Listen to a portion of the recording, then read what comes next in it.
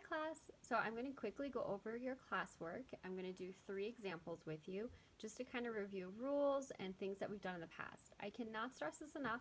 This is review, so you guys are going to do great. So the first one I'm going to look at, is y equals negative x plus 4. So remembering that we're identifying the m and the b in y equals mx plus b.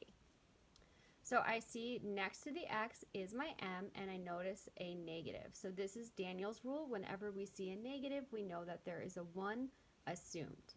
And then next to the operation sign of plus, I see a b. So this is going to be plus 4. So I circle my m and I square my b, remembering to grab that operation sign, and I'm going to bring them over to m equals negative 1 and b equals positive 4. Now our steps also tell us to make sure that we put this in its fraction form.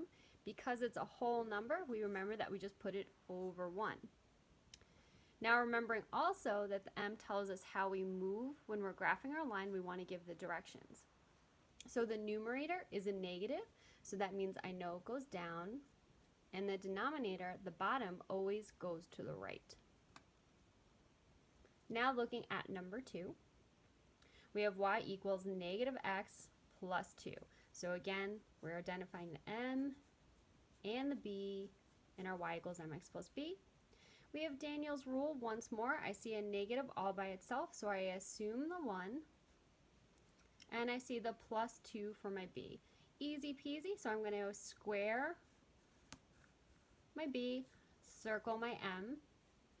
So m equals negative 1, and my b equals positive 2. So remember, we don't have to write the positive, we could assume it. We only have to write the negative.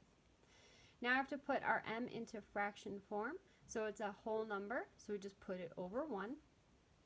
Similar to number 1, it's a negative numerator, negative top number, which means it's going to go down, and our denominator, bottom number, always goes to the right.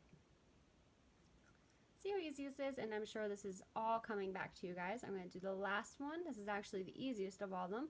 So y equals 4x minus 10. I have y equals mx plus b, just to remind me. I have an m of 4, so I'm just going to circle that. No tricks right there.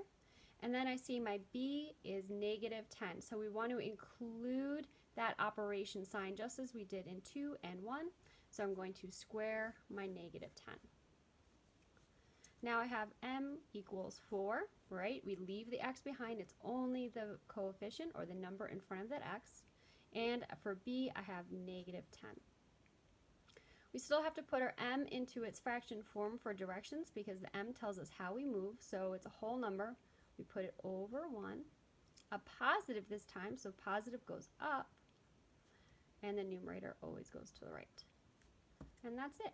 Any questions, feel free to email me, or you can contact me through Google Classroom. Good luck, guys.